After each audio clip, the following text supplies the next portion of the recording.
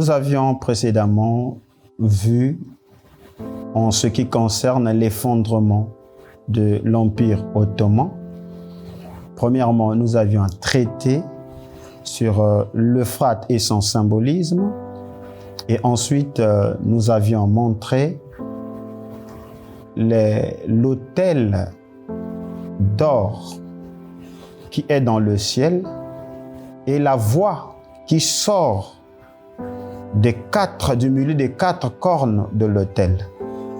Et nous avions fait un lien entre la voix qui sort des 4 cornes de l'autel avec le péché de Manassé, roi de Juda, qui était gravé sur les cornes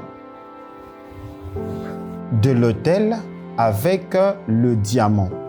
Et nous avons montré par là que, à cause du mal que Manassé, roi de Juda, avait fait, ce mal a incité les puissances qui agissaient sur l'Euphrate, ce qui provoqua d'ailleurs l'invasion de l'Empire assyrien sur le royaume du Nord, c'est-à-dire Israël, et plus tard l'Empire babylonien, pour venir asservir la maison de Juda et les amener en déportation à Babylone. Et par là, ce qui nous conduit directement dans le livre de l'Apocalypse, au chapitre 9, où nous voyons bien sûr la voix qui sort du milieu des 4 cornes de l'autel, ordonnant ainsi au 6e ange de délier les 4 anges qui étaient liés sur le fleuve de l'Euphrate.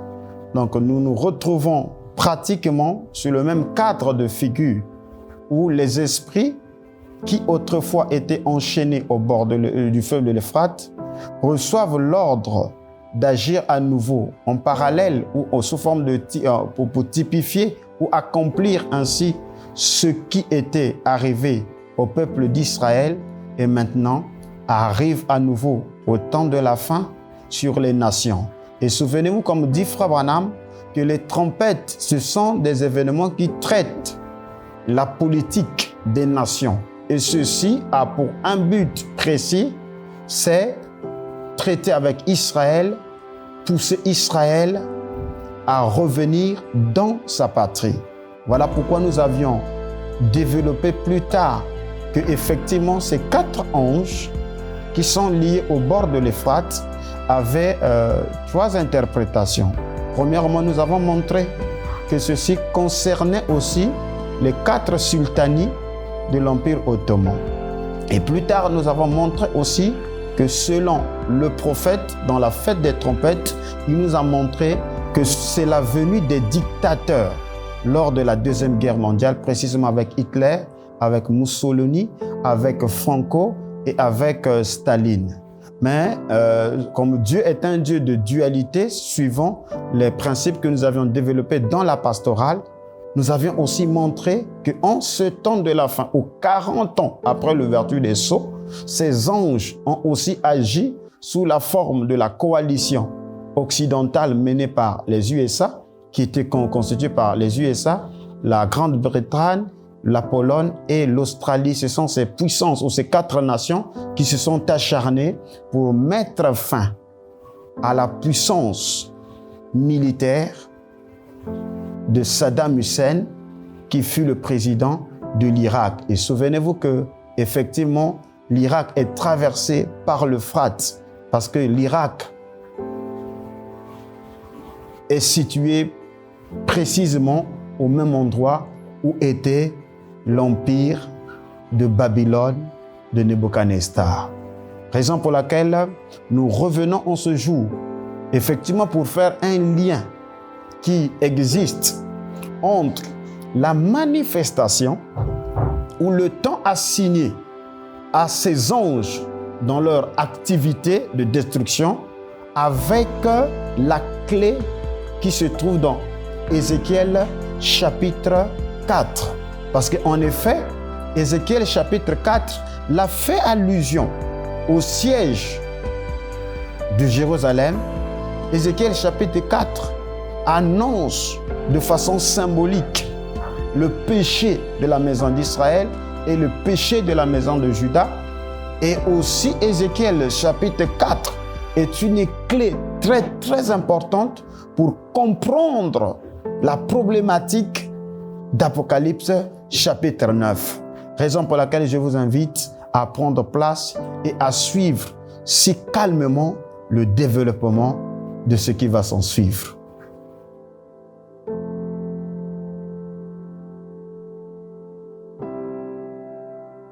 Ézéchiel chapitre 4, effectivement, est une clé, est un chapitre qui regorge des richesses que pratiquement nous croyants du message n'avons pas encore exploitées.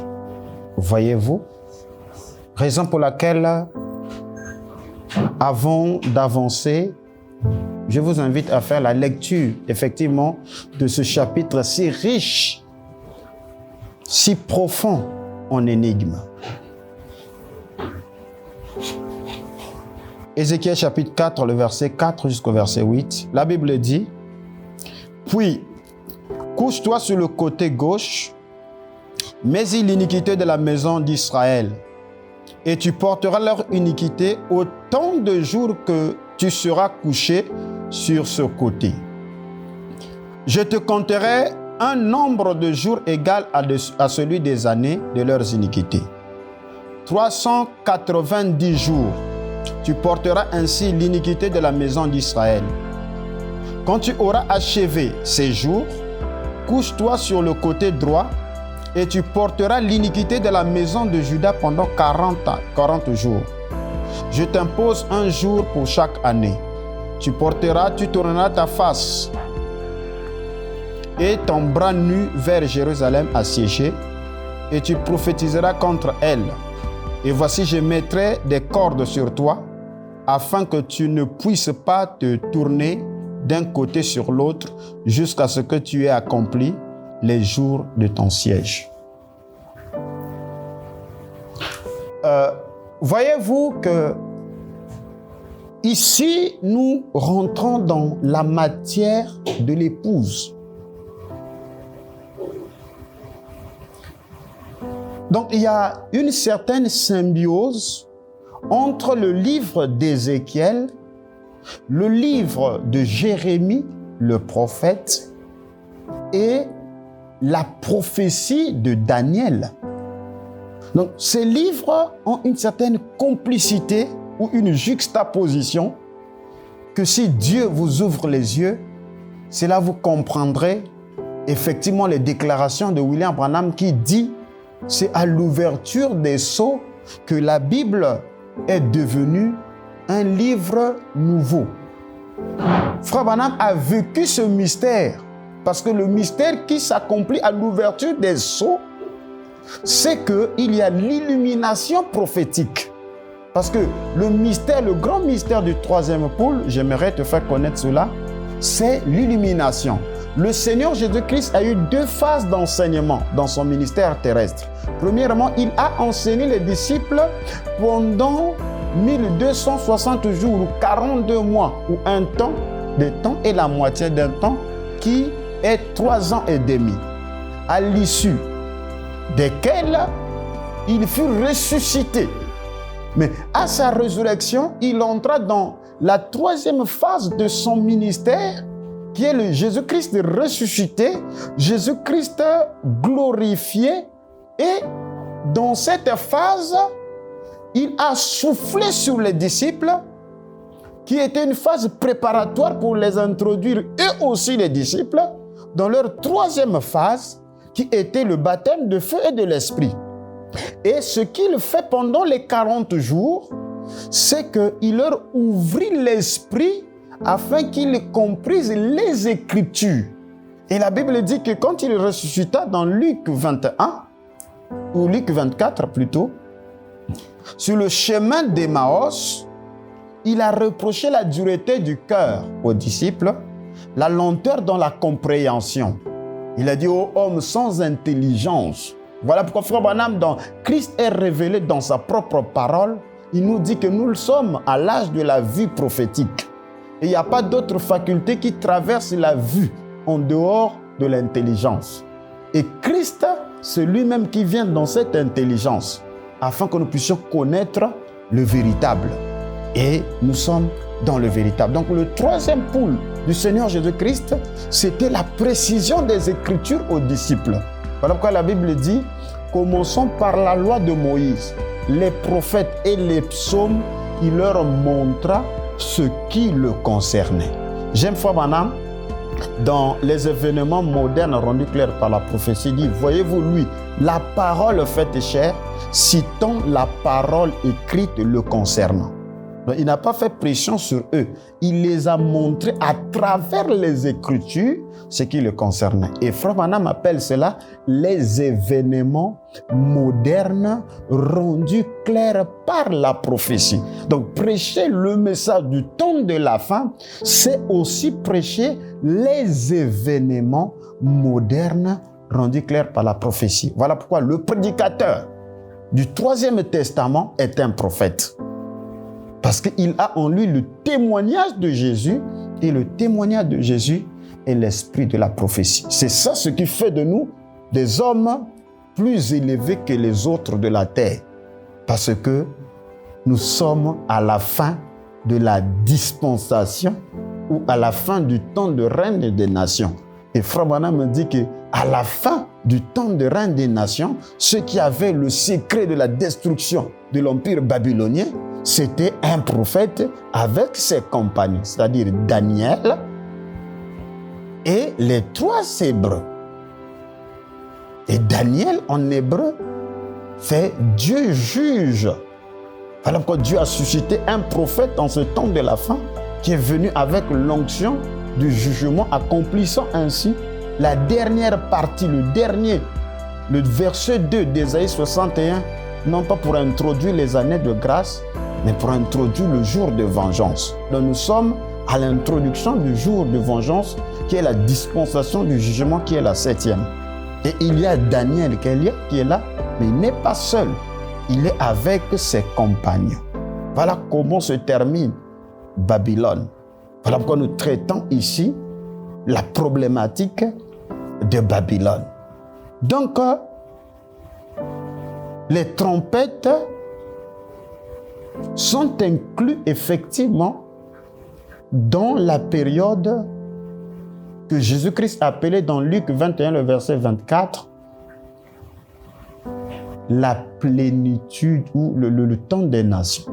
Que Jérusalem sera foulée aux pieds des nations jusqu'à ce que les temps des nations soient accomplis. Et ce temps des nations, le prophète dit que c'est le temps où Israël est soumis sous le joug des empires ou des puissances païennes, et ça se terminera lorsque Israël sera rétabli dans son pays avec le full autorité ou le plein pouvoir.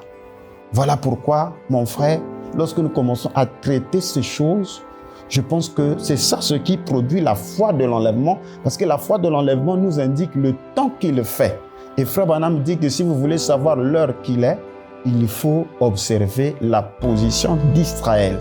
Mais la position d'Israël, ce n'est pas simplement venir parler Israël à partir de 1946. Non, mon frère, il y a des événements qui se sont succédés pour arriver effectivement à cette période-ci. Raison pour laquelle je vous ramène ici dans Ézéchiel chapitre 4 qui est la clé. Qu'est-ce qui se passe dans Ézéchiel chapitre 4?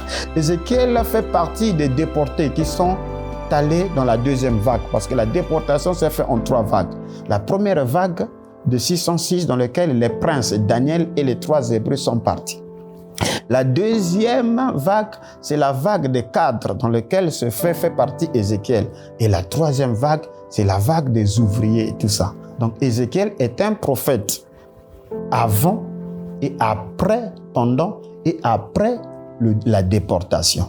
Et ici, il est en train de montrer le signe de la déportation, le signe de la déportation de la maison de Juda à Babylone sous la forme d'un siège.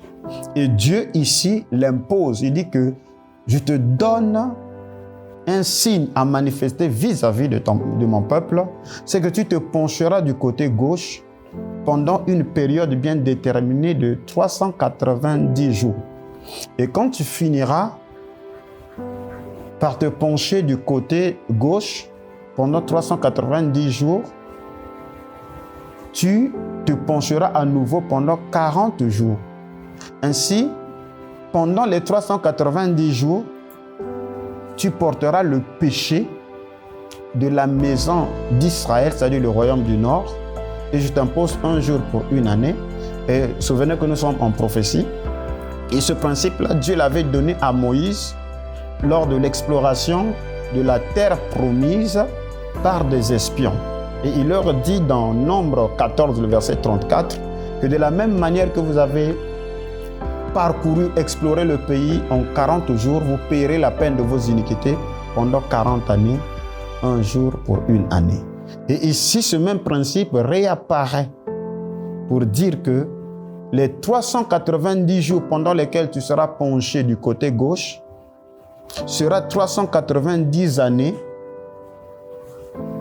pour porter le péché de la maison de Juda. Donc, les 390 années, symbolisées par 390 jours, sont la période pendant laquelle la maison d'Israël a péché, c'est-à-dire le roi du Nord, le royaume du Nord, qui est constitué par les 10 tribus.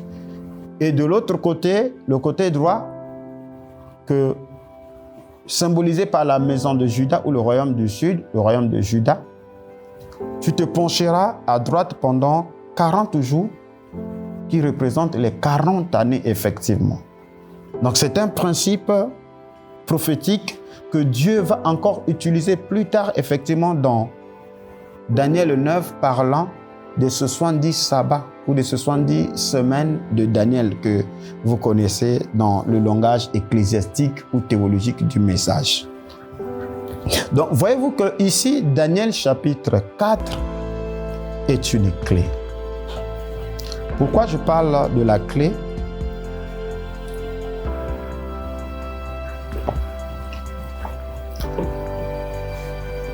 Ce chapitre-ci est le chapitre le plus complexe du livre d'Ézéchiel. Pour quelle raison? Premièrement, à cause de l'ambiguïté du texte. Et deuxièmement, c'est le problème de manuscrit. Parce que dans le Tanakh, quand je parle de Tanakh, il s'agit de l'Ancien Testament des Hébreux. Le Tanakh fait allusion du chiffre 390. Par contre, dans la Septante, qui est la traduction ou la première traduction de l'Ancien Testament en grec, au lieu de 390 jours, ressort 190 jours. Et voyez-vous qu'en ce moment-là, on se retrouve avec deux chiffres sur deux traductions différentes et les pères de l'Église ont eu des lacunes pour donner une interprétation parfaite et réelle, effectivement, de ce chapitre-ci. Voilà pourquoi je dis que c'est l'un des chapitres les plus complexes de la Bible et du livre d'Ézéchiel. Parce que souvenez-vous que Ézéchiel, c'est aussi un livre apocalyptique. Parce que l'Apocalypse, c'est la révélation. Voilà pourquoi lorsqu'on dit, on dit bien l'Apocalypse de Jean. En fait, ça devait être l'Apocalypse de Jésus-Christ. Alors, quand on prend le chiffre 390 et on l'additionne au chiffre 40, ça nous donne un chiffre très symbolique. C'est celui de 430. Ce qui revient à dire l'association du péché de Juda et celui de la maison d'Israël est inclus dans le chiffre 430. Ce qui revient à dire que les années du péché de la maison de Juda, la maison d'Israël et la maison de Juda incluent le chiffre 430. Or, le chiffre 430 est un chiffre très symbolique chez les Hébreux. Pour la première fois que ce chiffre apparaît, nous sommes dans Genèse chapitre 11, le verset 17. La Bible dit « Héber vécut après la naissance de Péleg 430 ans et il engendra des fils et des filles. Or, vous verrez que Héber, c'est l'ancêtre des Hébreux, parce que Hébreu trouve sa racine dans Héber. Et Héber, c'est celui qui engendre Péleg. La Bible dit que c'est à l'âge de Péleg que la terre fut séparée. Donc, si nous avons des séparations, c'est à l'âge de Péleg. Donc, c'est pour ainsi dire que déjà la combinaison du chiffre 390 plus 40 nous amène directement dans le chiffre depuis la séparation jusqu'à la mort, la séparation de la terre, jusqu'à ce que Héber quitte la terre. Il a vécu 430 ans. Raison pour laquelle, quand Dieu parle à Abraham, il lui dit que sache que ta descendant ira en déportation et là ils seront asservis pendant 4 siècles. Et dans Exode chapitre 12, le verset 40 jusqu'au verset 41, la Bible dit « Le séjour des enfants d'Israël en Égypte fut de 430 ans. » Voyez-vous que donc, 430 ans, c'est le chiffre d'Héber, c'est le chiffre des Hébreux, c'est le chiffre du châtiment des Hébreux. Et ici, Dieu appelle encore Israël pour leur dire, puisque le péché que vous avez commis sous Manassé a été gravé sur le diamant. J'avais dit que là, lorsque nous rentrerons dans l'étude des pierres de naissance, nous allons vérifier ce que c'est le diamant.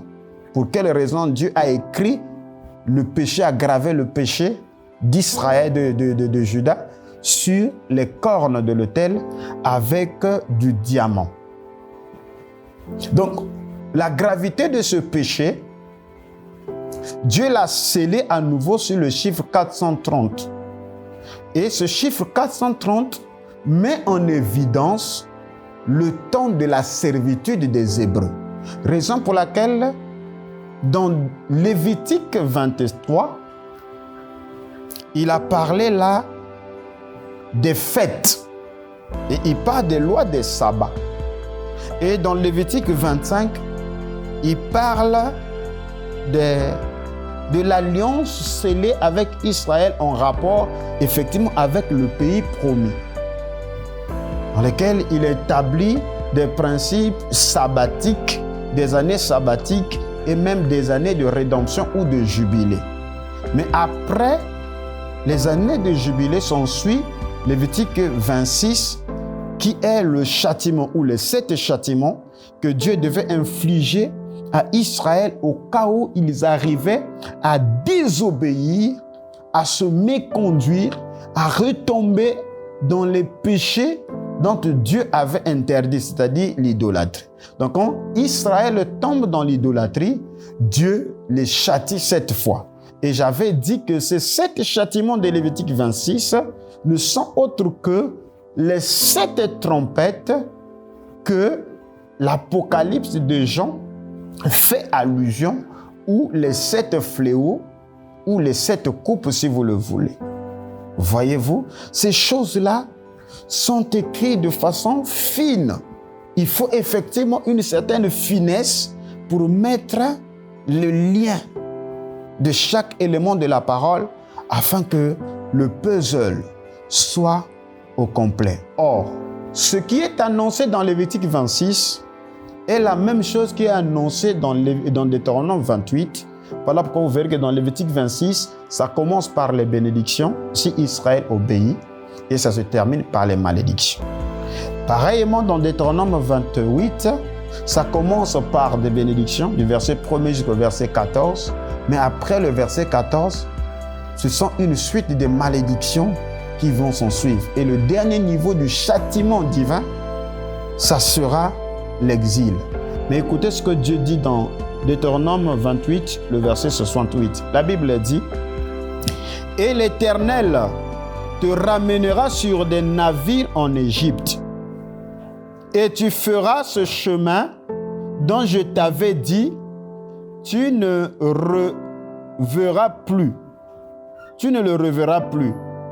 Là, vous vous offrirez en vente à vos ennemis comme des esclaves et comme des servantes.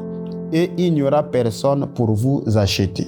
Alors, pour ceux-là qui sont hostiles lorsque je parle du réveil du midi, ce verset-ci met en exergue la traite négrière. Pour votre information, cette traite négrière a été déclenchée, c'est pour mettre fin ou détruire effectivement le reste des Hébreux qui étaient restés captifs dans le pays de l'Égypte.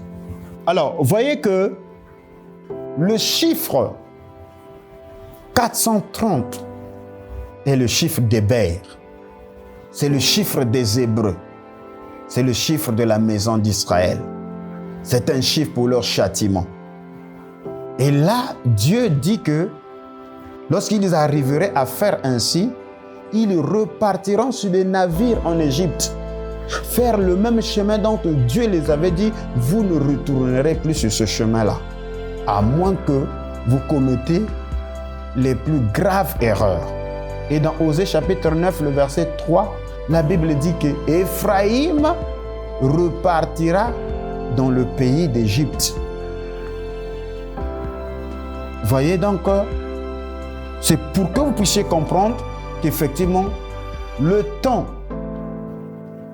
où Ézéchiel porte le péché de la maison d'Israël ainsi que le péché de la maison de Juda est une combinaison du chiffre 390 plus le chiffre 40, ce qui donne un chiffre des Hébreux qui est le chiffre 430, qui est un chiffre de châtiment. Or, vous verrez que il y a une difficulté d'interprétation parce que dans le Tanakh, on a effectivement 430 ans, mais dans la Septante, on a 190. Alors, ces jours que représente le temps de siège ou la période pendant laquelle le prophète est censé porter le péché de la maison d'Israël et de Juda, sont des périodes ou des années représentatives des iniquités de cette maison. Que ce soit celui de Juda, que ce soit celui d'Israël. Or, vous remarquerez que c'est un symbole combiné qui parle tantôt du passé et qui parle au même moment du futur. Premièrement, si ces années faisaient référence du passé, alors Ézéchiel en ce moment-là devait porter ou indiquer par le nombre des années pendant lesquelles Israël et Juda avaient péché avant le jugement, c'est-à-dire la déportation. Mais si au contraire, ces années se rapportent au futur, alors Ézéchiel, puisqu'il sera enchaîné, Ézéchiel montrait le nombre des années pendant lesquelles le peuple serait opprimé par les nations après la défaite aux mains des Babyloniens. Qu'est-ce que je veux dire par là? Que s'il se penche à gauche et à droite pendant 430 ans, assurément, ça veut dire que ceci représente le temps, les années pendant lesquelles ce royaume a porté l'iniquité. Mais de l'autre côté, il y a aussi la période pendant laquelle Israël sera soumis. Donc, selon Deutéronome 28, le verset 68, le même temps qu'ils avaient fait en Égypte, le même temps leur sera donné, où ils seront assujettis, ils seront dominés par les puissances païennes depuis le jugement, c'est-à-dire Nebuchadnezzar qui vient pour les déporter à Babylone. Alors, c'est pour cette raison, d'une part, ce chiffre qui est combiné ici, qui fait référence à 430 ans de la domination de ces nations, commence par l'exil de Joachim. Et l'exil de Joachim eut lieu en 597 avant Jésus-Christ et se termine en 167 avant Jésus-Christ. Donc, quand vous prenez effectivement la période s'étalant depuis la déportation ou l'exil de Joachim jusqu'en 167 avant Jésus-Christ, nous avions une fourchette de 430 ans. Pourquoi 1167 avant Jésus-Christ?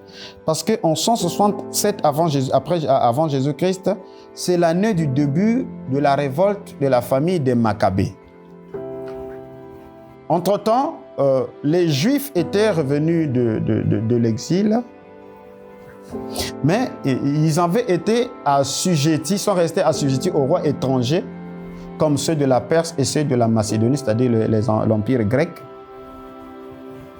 sans pourtant recouvrir une liberté, quoiqu'ils sont de retour dans leur patrie. Voilà pourquoi cette date, 167 avant Jésus-Christ, n'est pas du tout la libération du joug, puisqu'ils étaient toujours sous l'empire syrien, c'est-à-dire contrôlés par les Macédoniens qui régnaient en Syrie. Mais conformément au livre de Daniel, chapitre 8, le verset 14 jusqu'au verset 15, et même inclus le verset 26, la Bible fait référence au péché du dévastateur. Et cette petite corne dont Daniel fait allusion là était représentée par Épiphane. Épiphane, lui, il avait sacrifié le cochon sur l'autel de sacrifice. Il avait exigé que les Juifs puissent manger le cochon et il a souillé le temple. Et la Bible parlait que, effectivement, le temps de la souillure du temple sera de 2300 soirs et matins, et après, le temple sera purifié.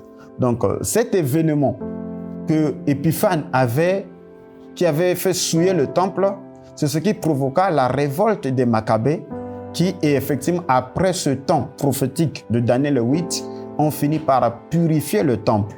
Donc, si j'ai pris la date de 167 avant Jésus-Christ comme la dernière partie de la fourchette pour tomber à 430 ans, c'est parce que c'est en ce moment-là commence effectivement la révolte et renaît l'espoir de la lignée de David avec le règne des Asmodéens.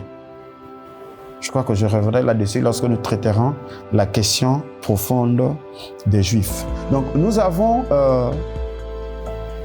la clé d'Ézéchiel 4 ici, qui parle d'Ézéchiel qui devait se pencher du côté gauche pendant 390 jours et du côté droit pendant 40 jours. Et ces jours sont des jours annés qui vont de 597 depuis la déportation ou l'exil du roi Joachim en Babylone jusqu'à la révolte des Maccabées en 167. Ça nous donne 430 ans. Ok, ça c'est le premier pas. Et d'autre part, le chiffre sont considérés faisant référence à un passé. Parce que les 390 jours se rapportent non à leur châtiment, mais aussi aux années de leur iniquité. Alors, c'est là où ça devient très, très, très important. Ici, voilà pourquoi je vous ai dit que le livre d'Ézéchiel 4, ce chapitre-ci, est un chapitre très, très, très important pour comprendre les trompettes, précisément la 5e et la 6e trompette. J'ai eu des lacunes. Pour finaliser cette étude, il m'a fallu aller acheter de documentation après documentation, document après document, document après document, parce que tous les chiffres, tous les nombres de la Bible, ça se calcule. Même la demi-heure de silence du 7e psaume, ce silence d'environ une demi-heure, ça ne veut pas dire une demi-heure, parce que ce sont des éléments prophétiques. Le livre de l'Apocalypse est un livre de révélation et tout se calcule. Alors, nous avions fini par trouver la clé, c'est que depuis la déportation de Joachim jusqu'à la révolte de Maccabée, il y a 430 ans. Ça parle du futur, de ce que est annoncé dans le livre d'Ézéchiel chapitre 4 par le signe que Ézéchiel manifeste. Mais nous allons maintenant voir le passé, parce que ça c'est le futur, c'est-à-dire la domination des royaumes des nations sur Israël. Maintenant, revoyons le passé des années de leur iniquité.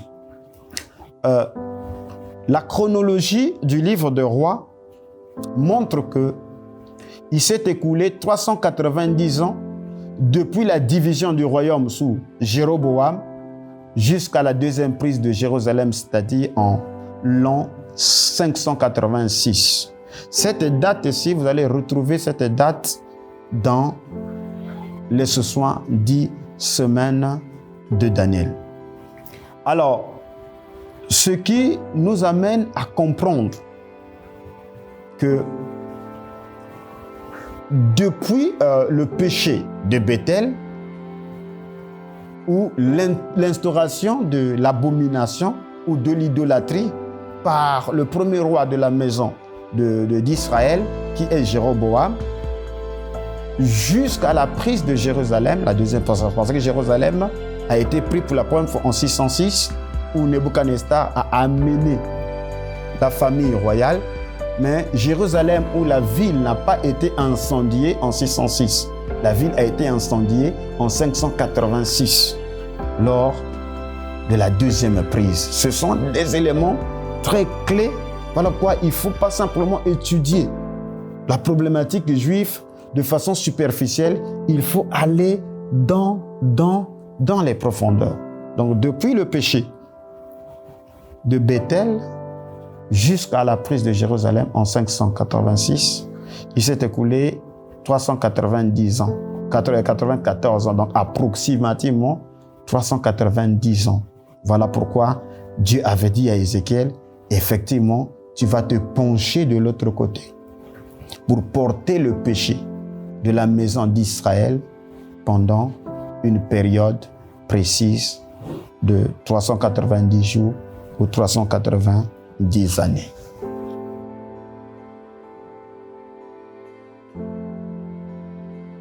La question d'Israël est une question très sensible. Et ces dates pendant lesquelles les événements s'accomplissent sont inclus d'une façon ou d'une autre dans les prophéties que les prophètes avaient annoncées. Voilà pourquoi Frère Branham nous dit que nous avons tellement occidentalisé la Bible, et lorsque nous rentrons dans l'interprétation, généralement il y a une certaine confusion parce que nous lisons la Bible avec une vision très occidentalisée. Donc il y a l'année 721 qui est l'année bien sûr de la chute de la Samarie, où Israël devait payer un tribut et qui plus tard ils se sont révoltés pour faire une alliance avec le roi de l'Égypte Sceau. Alors Tiglath-Pileser est obligé de venir en 735-34 avant Jésus-Christ pour effectivement prendre Israël et 10 tribus et il les amène de l'autre côté en déportation. Et ces dates-là, c'est ça ce qui rejoint effectivement la pensée de la Septante, parce que les traducteurs qui ont traduit le Tanakh en la Septante ont utilisé le chiffre 190 qui est plus le chiffre 190 qui est une association de 150 plus 40 qui donne effectivement 190. Et nous verrons dans la conclusion ici pour quelles raisons ces dates-là font leur apparition. Alors, pour conclure, pour ceux qui sont avec moi, je sais que pour certains, ces choses, ça ne s'écoute pas en public. Ça s'écoute dans le silence avec des notes pour étudier. Aujourd'hui, il n'y a plus quelque chose de caché. Si un prédicateur raconte des salades, c'est facile de l'attraper. Vous n'avez qu'à rentrer dans des moteurs de recherche. Vous finirez par trouver si c'est un magicien ou est un charlatan ou si réellement il vous dit la vérité. Et le grand problème aujourd'hui, c'est parce que nous sommes allés se divaguer. Au lieu de rester, de focaliser notre attention dans l'étude profonde de la parole, on est rentré dans les méandres. Et aujourd'hui, avec ce que nous vivons, ça prouve avec efficacité que nous n'avons pas pris assez de temps pour plonger notre attention dans l'étude des prophéties annoncées par les prophètes qui nous ont précédés. Alors rendez-vous à la conclusion. Je crois qu'au niveau de la conclusion, tout ce qui semble comme être un parler en langue trouvera une explication plus nette et plus claire.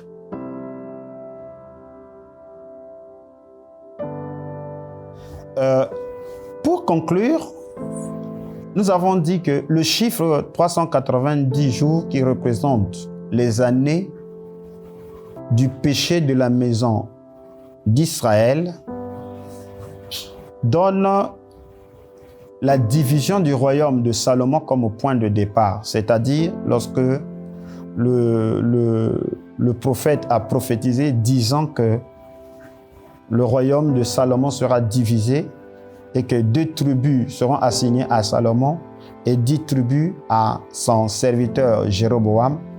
Donc, nous avons pris les 390 jours comme point de départ de cette séparation jusqu'à la prise de Jérusalem en 586 avant Jésus-Christ, ce qui nous donne 394 ans environ. C'est-à-dire que nous sommes dans la fourchette de 390 années. Dans la Septante, les 190 jours mentionnés dans la Septante, ou 190 années, donnent approximativement la chute de Samarie en 722 ou 721 avant Jésus-Christ comme point de départ jusqu'au retour des déportés en 536 avant Jésus-Christ. Ça donne approximativement 185 ans environ, c'est-à-dire 190 ans. Parce que même cette déportation s'est faite en 3 vagues. OK? Et enfin, les 150 jours donnent pour point de départ la déportation sous Tiglath-Pileser en 734 avant Jésus-Christ jusqu'à la prise de Jérusalem en 586 avant Jésus-Christ.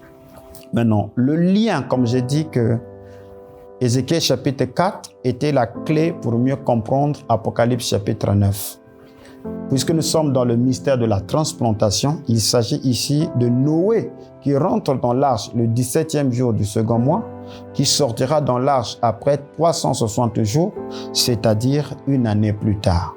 Donc si le chiffre 190 jours, qui est une association de 150 plus 40 jours, apparaît dans la Septante, ce chiffre correspond effectivement avec Genèse chapitre 7, le verset 11. Parce que Genèse chapitre 7, le verset 11, fait allusion aux eaux du déluge qui tombent pendant 40 jours.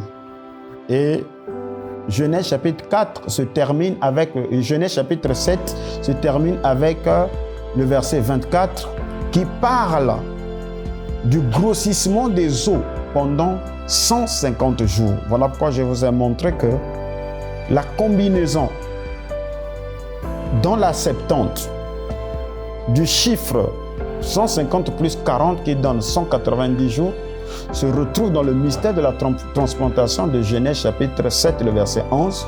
Et là, nous avons la tombée des eaux pendant 40 jours et le grossissement des mêmes eaux pendant 150 jours. Or, pour faire le lien avec Apocalypse chapitre 9, le verset 5, la Bible dit que lors de l'ouverture de la 5e trompette, il y a eu l'obscurcissement de la lune, le soleil et l'atmosphère qui fut polluée par la fumée apportée par les sauterelles. Et ces sauterelles avaient reçu l'ordre de tourmenter les habitants de la terre qui n'avaient pas le sceau de Dieu pendant une période prophétique de 5 mois. Or, 5 mois nous donnent 5 fois 30 qui nous ramène au chiffre 150. Or, ces 150 jours nous renvoient directement dans Genèse chapitre 7, le verset 11, qui est la période pendant laquelle les eaux du jugement grossissent sur la terre. Retenez ces chiffres-là parce que l'émission prochaine, ces chiffres-là rentreront en exergue. Et deuxièmement, si le chiffre 390 jours apparaît dans le Tanakh, en rapport avec Apocalypse chapitre 9, le verset 15, qui parle de l'ange, le sixième ange qui a reçu l'ordre de la voix qui sort des 4 cornes de l'autel, d'aller délier les 4 anges qui sont au bord du fleuve de l'Euphrate. Or, souvenez-vous que lorsque ces anges ont été déliés dans l'Ancien Testament, c'était les puissances assyriennes qui ont traversé l'Euphrate pour asservir Israël. Et plus tard, c'était la Babylonie, l'empire babylonien, qui était venu pour punir la maison de Juda. Mais ici, suivant le chiffre 390 jours ou 390 années, ce chiffre se retrouve dans Apocalypse chapitre 9, le verset 15. Il s'agit ici de l'exercice de ces 4 anges qui est codé dans les anges qui étaient prêts pour l'heure, le jour, le mois et l'année. Et cette période correspond effectivement à 391 années. Parce que le mois, nous connaissons, il y a combien de jours dans le mois? Nous connaissons, il y a combien de jours dans l'année? Nous connaissons, il y a combien que ce que c'est un jour. Raison pour laquelle le principe prophétique d'un jour pour une année va revenir pour que nous puissions comprendre pendant combien de temps ces anges-là qui sont liés au bord de le fleuve vont agir et pourquoi ceci sera associé effectivement au chiffre 5 mois parce que j'aimerais faire un lavage de votre cerveau. Ces mois-là, ces années, ces jours, ces heures ne sont pas des éléments comme vous le pensez, ce sont des codes prophétiques et il faut l'esprit de sagesse pour décoder cela. Comme Dieu a dit à Jean, vers la fin de livre de l'Apocalypse, que ce n'est plus le temps de sceller les paroles de la prophétie, parce que l'heure est proche. Donc même le livre de l'Apocalypse, le verset 10, là où c'était scellé, mais dans le chapitre 22, l'ordre a été donné à Jean de déceler les paroles de la prophétie, car le temps est proche. Et Frère Branham a dit que le temps est proche, c'est lorsque la révélation est transmise à l'Église.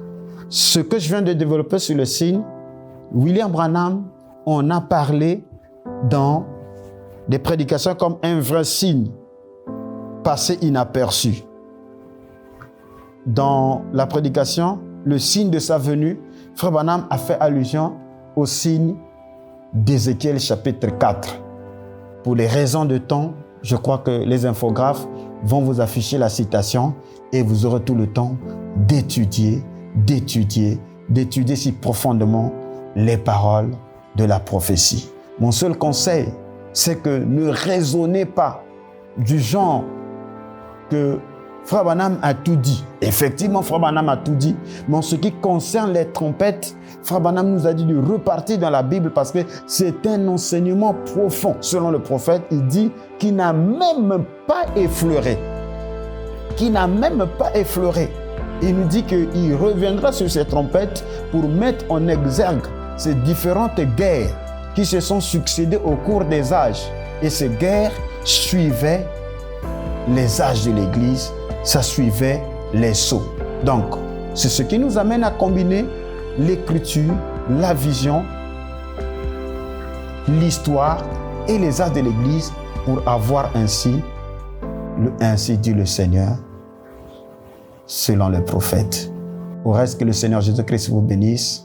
Rendez-vous lorsque nous allons traiter effectivement sur l'Empire ottoman et l'heure, le jour, le mois et l'année. Que Dieu vous bénisse.